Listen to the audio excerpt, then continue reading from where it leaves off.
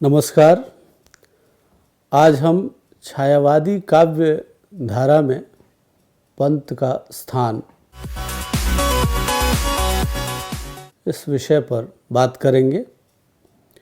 जैसा कि आप जानते हैं कि छायावाद का जो समय रहा है, छायावाद काल, वो 1918 ईस्वी से 1936 ईस्वी तक माना जाता है। प्रसाद जी की कामायनी 1935 में लिखी गई थी और ऐसा आलोचकों का मानना है कि छायावाद की समस्त संभावनाओं का उपयोग प्रसाद जी ने कर लिया कामायनी में, और कामायनी को एक बहुत ही प्रौढ़ रचना माना गया। छायावाद का जब शुभारंभ हुआ, एक प्रवृत्ति विशेष की या कह लीजिए एक भंगिमा विशेष की कविताएं लिखना जब पंत जी ने शुरू किया, तंबाकू और धुआं उनकी पहली कविता है, तो आचार्य रामचंद्र शुक्ल ने इतना ही माना कि ये जो छायावादी कविता है ये कुछ नहीं, एक अभिव्यंजना की पद्धति विशेष है, ये भंगिमा है, विशिष्ट भंगिमाएं हैं। मुकुटधर पांडे ने इसे छायावाद का नाम दिया, शुक्ल जी ने छायाभास पाया इसमें, सृष्टि की छाया, और ये डिबेट धीरे धीरे आगे बढ़ा तो डॉक्टर नगेंद्र ने इसको स्थूल के प्रति सूक्ष्म का विद्रोह माना। लेकिन इसमें नंद दुलारे वाजपेयी जी का जो कथन है वो सबसे ज़्यादा महत्वपूर्ण लगता है मुझे। नंद दुलारे वाजपेयी जी ने लिखा कि कल्पना ही पंत जी के काव्य की विशेषता व उसके आकर्षण का रहस्य है, यही उनकी बहुमुखी रचनाओं का आधार है। कल्पना केवल शैली में नहीं, विषय में भी है। कल्पना ही पंत जी की कविता का मेरुदंड, उनकी काव्य सृष्टि का मापदंड है। ये वाजपेयी जी का कथन है पंत जी की कविताओं के बारे में, पंत जी के काव्य की विशेषता बताते हुए उन्होंने ऐसा कहा। पूरे छायावादी काव्य को अगर आप ध्यान से देखें, चाहे वो महादेवी वर्मा की कविता हो, चाहे वो जयशंकर प्रसाद की हो, चाहे सूर्यकांत त्रिपाठी निराला की हो, चाहे पंत की हो, कल्पना शक्ति का अधिकाधिक प्रयोग इन सभी कवियों ने किया है। कल्पना की ऊंची उड़ान कह लीजिए या कल्पनातिशयता, छायावादी काव्य की विशेषता है, और इसी कल्पनाशीलता की वजह से ही प्रकृति के इतने विविध चित्र, नूतन भाव भंगिमाओं से सजे हुए चित्र छायावादी काव्य में दिखाई पड़ते हैं। और ये जो चित्र हैं, ये जो दृश्य खंड हैं, यही छायावादी काव्य को समृद्ध बनाते हैं। छायावादी काव्य की विशेषता के बारे में बात करते हुए अक्सर विद्यार्थी ऐसा कहते हैं, विद्यार्थी भी इस चीज़ को पढ़ते आए हैं कि चित्रमयता छायावादी काव्य की एक बड़ी विशेषता है, कल्पनातिशयता दूसरी विशेषता है, गीतात्मकता, ध्वन्यात्मकता, लाक्षणिकता, भावमयता, प्रकृति चित्रण, प्रतीकात्मकता, सौंदर्य प्रियता और श्रृंगारिकता, ये सारी छायावादी काव्य की विशेषताएं हैं। इन विशेषताओं के आधार पर जो छायावादी काव्य की मूल विशेषताएं हैं, इन विशेषताओं के आधार पर अगर आप मूल्यांकन करेंगे तो इसमें पता चलेगा कि सबसे ज़्यादा छायावादी कवि अगर इनमें कोई है तो पंत जी ही हैं। जयशंकर प्रसाद जी की जो कविताएं हैं उसमें प्रकृति का सृजनात्मक उपयोग बहुत अच्छा किया हुआ है। बहुत सुंदर भाव भंगिमाएं हैं, बहुत सुंदर चित्र हैं, लेकिन सिर्फ और सिर्फ प्रकृति को ही केंद्रीय संवेदना बना करके और प्रकृति के चित्रण से ही, प्रकृति के रूप पर ही मोहित हो जाना और पूरी काव्य संवेदना का केंद्र बिंदु प्रकृति को ही बना देना, इस विशेषता के आधार पर अगर आप मूल्यांकन करेंगे तो पता चलेगा कि इस कसौटी पर सबसे ज़्यादा खरे पंत जी उतरते हैं। छायावाद की प्रायः विशेषताएं आपको वीणा और पल्लव इन दो रचनाओं में मिल जाती हैं। कवि प्रकृति की शरण को छोड़कर कहीं नहीं जाना चाहता। छोड़ द्रुमों की मृदु छाया, तोड़ प्रकृति से भी माया, बाले तेरे बाल जाल में उलझा दूं कैसे लोचन, भूल अभी से इस जग को। और फिर धीरे धीरे गुंजन काल तक आते आते कवि का ध्यान सौंदर्य से सत्य की ओर मुड़ जाता है। ताज कविता को देखें आप। ताज कविता की दुनिया ताजमहल के सौंदर्य पे मुग्ध होती होगी, लेकिन कवि को उसमें भी एक दर्द सुनाई पड़ता है। जिन मजदूरों ने उसे बनवाया उनका दर्द सुनाई पड़ता है, जिन्होंने बनाया मेहनत करके। तो ये ताज कविता कवि के परिवर्तित दृष्टिकोण का द्योतक है। युगांत में थोड़ी बहुत मार्क्सवाद की छाया आप देख सकते हैं, बापू के प्रति गांधीवाद की छाया, स्वर्ण किरण पर अरविंद दर्शन का प्रभाव। तो इस तरह गांधी, टैगोर, विवेकानंद और अरविंद के विचारों को पंत जी ने ग्रहण तो किया है, लेकिन पंत जी के काव्य की जो मूल जमीन रही है, जो धरातल रहा है, जिस पर उनकी कविताएं विकसित हुई हैं, वो प्रकृति ही है, वो प्रकृति प्रेम ही है। 1960 तक आते आते पंत जी विश्व मानववाद की बातें करने लगे। चिदंबरा और लोकायतन इसके प्रमाण हैं। जन आह्वान और विहग में नवमानववाद का उद्बोधन किया। मौन निमंत्रण कविता को बहुत सारे आलोचक उसमें रहस्यवाद देखते हैं, रहस्य है उसमें, उस पर अलग से बात हो सकती है। जो मैं कहना चाहता हूं वो ये है कि सुमित्रानंदन पंत की जो कविता है उसमें विविधता बहुत है, उसमें कहीं भी मोनोटोनी नहीं है, एक रसता नहीं है, विविधता है। प्रकृति के भी चित्र हैं तो वो चित्र सरल और सपाट नहीं है। आप पर्वत प्रदेश में पावस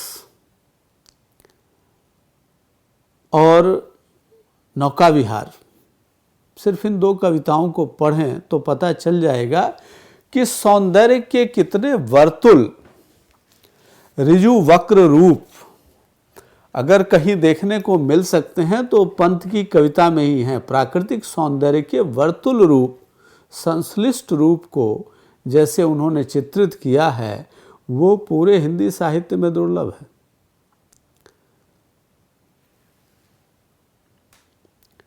निराला की कविताओं में छायावादी संस्कार अगर आप ढूंढेंगे तो सबसे ज़्यादा आपको जूही की कली में दिखाई पड़ेगी। और धीरे धीरे निराला जो है छायावादी संस्कार से छूटने की कोशिश करते हैं, वो अतिक्रमण कर जाते हैं। प्रयोगवाद और प्रगतिवाद की तरफ उन्मुख हो जाते हैं, छायावाद का अतिक्रमण कर जाते हैं निराला जी। विधवा, भिक्षुक, मास्को डायलॉग्स, कुकुरमुत्ता आदि में प्रगति और प्रयोग दोनों का संयोग आपको दिखाई पड़ेगा। अगर आप जयशंकर प्रसाद की कविताओं की बात करें तो जयशंकर प्रसाद की कविताओं में एक पुनरुत्थानवादी चेतना दिखाई पड़ती है। उनकी कविताओं में सौंदर्य एक गहनता और एक तरलता के साथ प्रांजल रूप में अभिव्यक्त होता है।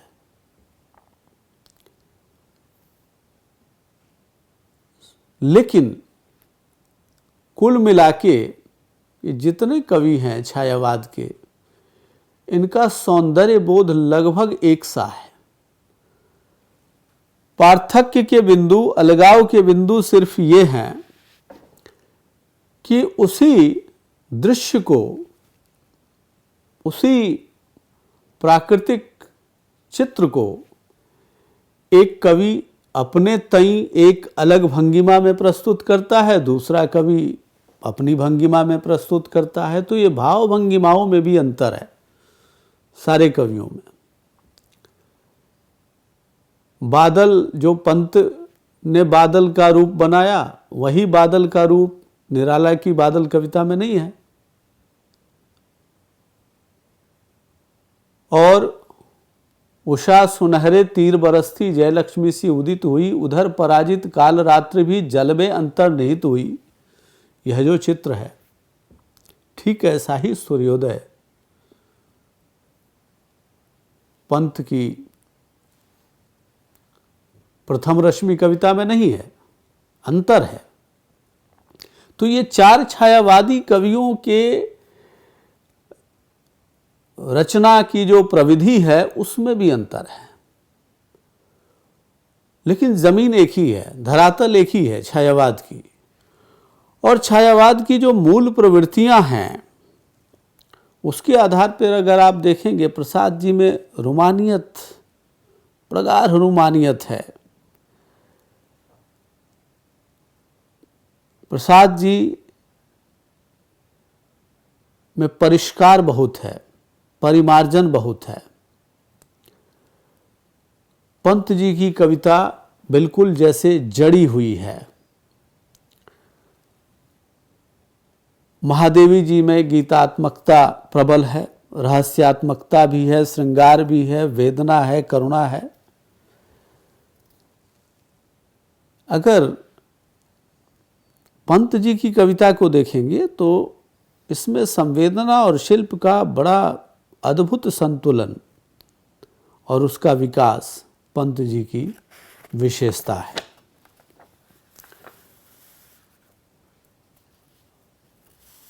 हरिवंश राय बच्चन जी ने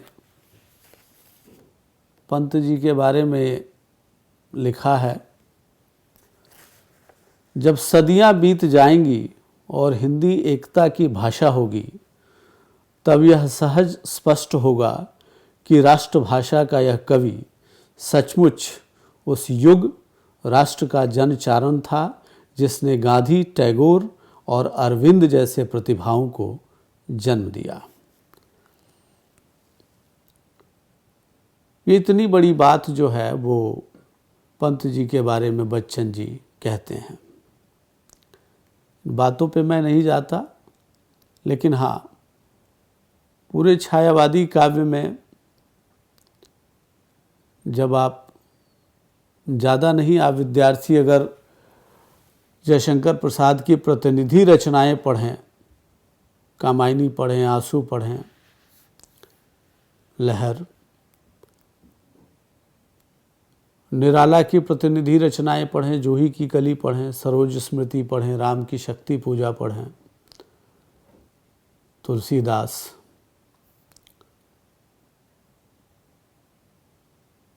और महादेवी वर्मा की जो कविताएं हैं, मैं नीर भरी दुख की बदली, विस्तृत नभ का कोई कोना, मेरा न कभी अपना होना, परिचय इतना इतिहास यही, उमड़ी कल थी मिट आज चली, मैं नीर भरी दुख की बदली।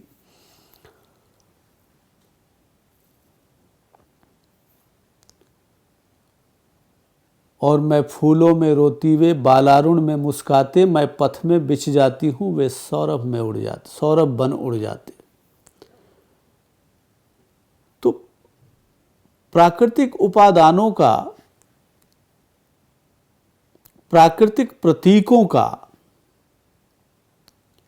इन सभी कवियों ने प्रचुर प्रयोग किया।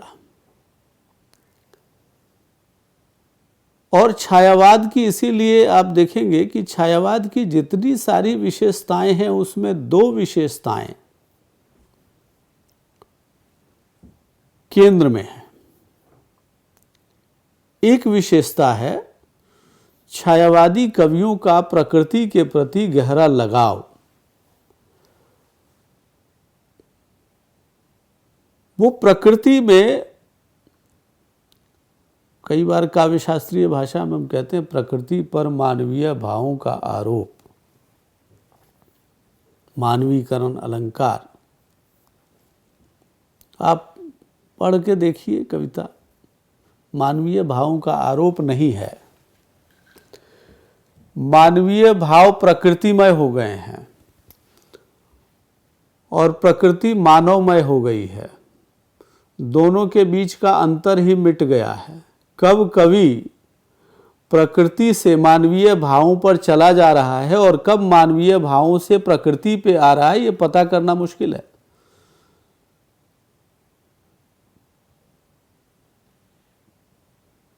अधिकतम, बल्कि मैं तो कहूँगा कि लगभग सारे प्रतीक जो हैं और सारे बिंब जो हैं, रूपक हैं, बिंब तो आधुनिक आलोचना की भाषा है, रूपक हैं या अलंकार बनाए गए हैं छायावादी काव्य में, उन सब में प्रकृति का ही अधिकाधिक प्रयोग हुआ है।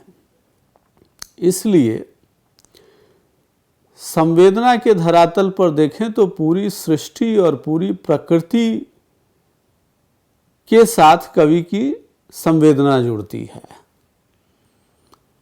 और सौंदर्य बोध के आधार पर देखें तो छायावादी कवियों का सौंदर्य बोध जो है उसका निर्माण ही प्रकृति के द्वारा हुआ है। उसमें प्रकृति से सम्मोहन, प्रकृति के प्रति एक सम्मोहन का भाव समस्त छायावादी कवियों में दिखाई पड़ता है, उनकी कविताओं में दिखाई पड़ता है। तो इसके कारण हम ये कह सकते हैं कि छायावादी काव्य की जो मूल प्रवृत्ति है, उसकी जो केंद्रीय संवेदना है, वो प्रकृति प्रेम है। वो चाहे अंतः प्रकृति हो चाहे बाह्य प्रकृति हो, ये मूल बात है, ये बुनियादी महत्व की बात है। और दूसरी जो छायावादी काव्य की विशेषता है वो है रति भाव, जिसको रुमानियत कह के अलग कर दिया जाता है, उसको निपटा दिया जाता है। ये रुमानियत नहीं है, ये रति भाव है। और रति का जितना विस्तार हो सकता था, रति भाव का जितना विकास हो सकता था, वो छायावादी काव्य में दिखाई पड़ता है। और अगर आप ध्यान से देखें तो प्रकृति के प्रति प्रेम, रति का यह जो रूप है, और प्रकृति के प्रति पूरी प्रकृति में एक करुणा भाव, पूरी सृष्टि के प्रति एक करुणा का भाव, विश्व मानवता का भाव, ये जो भाव हैं, जो छायावादी काव्य की केंद्रीय संवेदना है, इन भावों को मुखर वाणी देने में पंत जी अग्रणी रहे। छायावाद की जो आहट सुनाई पड़ी और जिसने छायावादी कविता को पहले की कविताओं से, भारतेंदु युग की कविता से, द्विवेदी युग की कविता से अलग और विशिष्ट पहचान दिलाई, वो कविताएं पंत की ही कविताएं थी। बाद में चल कर के निराला की कविता और महादेवी जी की कविता और ये प्रसाद जी की कविता और ये सब बड़े परिपक्व रूप में कविताएं आती हैं, लेकिन जो अग्रदूत कह सकते हैं आप, छायावाद के अग्रदूत और छायावाद की एक विशिष्ट भंगिमा को और उसकी संभावनाओं का उस काल में उपयोग करने वाले जो सबसे महत्वपूर्ण कवि छायावाद के रहे वो पंत जी ही रहे। और ये एक दुर्भाग्य भी है कि पंत की उस ज़माने में तो पढ़ी जाती होंगी जहाँ तक मेरा विश्वास है, लेकिन आज छायावादी कविता बहुत कम पढ़ी जाती है और पंत की कविता तो और भी कम पढ़ी जाती है। निराला की ही चर्चा हर जगह होती है, क्योंकि निराला में सबको अपनी अपनी दुकान चलाने का पूरा मसाला मिल जाता है। और निराला के भिक्षुक में लोग प्रयोगवाद ढूंढ लेंगे, प्रगतिवाद भी ढूंढ लेंगे, और कैक्टस कवि नागफनी और कैक्टस कहता बे सुन बे गुलाब, पाई तूने जो रंगो खुशबू रंगो आब, खून चूसा खाद का तूने अशिष्ट, डाल पर इतरा रहा है कैपिटलिस्ट। तो ऐसी कविताओं को ढूंढने वाले छायावादी काव्य की जो मूल संवेदना है, जो उसका सौंदर्य का जो स्रोत है, उन कविताओं की जो मूल शक्ति है, उसको पहचानने से इनकार कर देते हैं।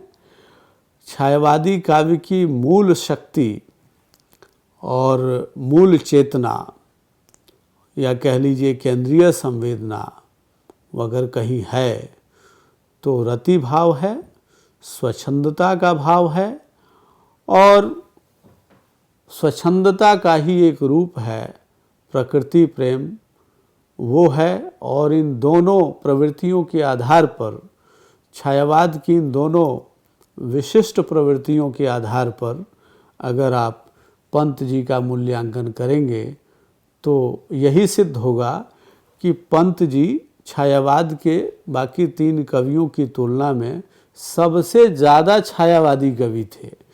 छायावाद की जितनी विशेषताएं हैं वो पंत जी में सबसे ज़्यादा रूपायित हुई हैं। बाकी जो कविताएं हैं वो विचारों का वहन करती हैं, अलग अलग विचारों का वहन करती हैं, लेकिन जो उद्दाम भावुकता छायावाद की विशेषता रही है वो पंत जी में कूट कूट कर भरी हुई थी। वो उनकी कविताओं से छलकती है, दिखाई पड़ता है। पंत जी के बारे में एक और विशेष बात कह कर के मैं अपनी बात समाप्त करूंगा। पंत जी की कविताओं में जैसे मौन निमंत्रण कविता की बात होती है, न जाने सौरभ के मिस कौन, संदेशा मुझे भेजता मौन, तो ये सृष्टि के और प्रकृति के विविध उपादानों से जो एक रहस्यात्मक संकेत मिलते हैं, मौन निमंत्रण के माध्यम से जो व्यक्त हुआ है, इसमें जो रहस्य है या प्रथम रश्मि में जो रहस्य है, ये रहस्य सूफी कवियों का या कह लीजिए कबीर का रहस्य नहीं है। ये भावुकता से या कह लीजिए भावना से आलोड़ित रहस्य है। ये स्वाभाविक जिज्ञासा है, बाल सुलभ जिज्ञासा पंत में जितनी दिखाई पड़ती है, ऐसी बाल सुलभ जिज्ञासा छायावाद के किसी कवि में नहीं है। बाकी चीज़ें हैं, एक से बढ़कर एक है। जयशंकर प्रसाद की कविताओं में सौंदर्य के इतने सुंदर रूप, प्रेम का इतना गहन और तरल रूप दिखाई पड़ता है, रतिभाव का, रोमानियत की इतनी गहरी तरलता प्रसाद में दिखाई पड़ती है, ये सब है। लेकिन जो बाल सुलभ जिज्ञासा है, जो कौतूहल है, जो विस्मय है, जो नैसर्गिकता है, जो निश्चलता है, ये सारे भाव और प्रबल आवेग के साथ भी है और संतुलन और संयम के साथ भी है। ये पंत की कविताओं में दिखाई पड़ता है और इसीलिए पंत जो है छायावाद के एक प्रतिनिधि कवि के रूप में उस समय माने गए। बाद में चल के प्रसाद जी जो है वो धीरे धीरे वो कामायनी में समस्त छायावादी संभावनाओं का उपयोग कर लेते हैं, तो उनकी वो कामायनी महाकाव्य की वजह से प्रसाद जी जो है एक छायावाद के प्रसिद्ध कवि या कह लीजिए सबसे ज़्यादा गहरे कवि जो है वो हो जाते हैं। लेकिन पंत जी की अपनी विशेषताएं हैं और वो विशेषताएं छायावादी काव्य की भी विशेषताएं हैं। छायावादी काव्य की मूल संवेदना से जुड़ी विशेषताएं हैं। उसका प्रतिनिधित्व पंत जी ने बड़े संयम और संतुलन के साथ किया है और पूरी भाव भंगिमाओं के साथ किया है, पूरे कला कौशल के साथ किया है और इसलिए पंत जी का स्थान छायावादी कविता में विशिष्ट है। धन्यवाद।